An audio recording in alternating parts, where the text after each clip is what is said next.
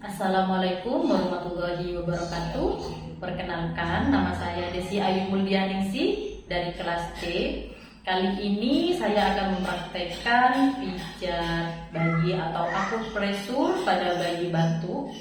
Yang kita siapkan adalah waslap yang direndam air hangat sama dengan baby oil. Untuk langkah selanjutnya, mari kita lihat langkah-langkah yang akan saya lakukan untuk pemijatan pada bayi. Dielus-elus. Gerakan selanjutnya yaitu dipupuk-pupuk untuk mengeluarkan dahak. Ayo adik.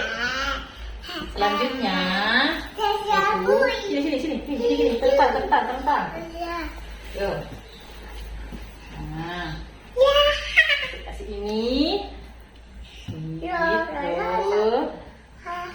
Dan pupuk lagi untuk mengeluarkan dahak. Ya, sudah selesai. SOP akupresur pada bayi batuk sudah selesai saya praktekkan. Semoga bermanfaat untuk ibu-ibu semua. Sekian dari saya. Wassalamualaikum warahmatullahi wabarakatuh.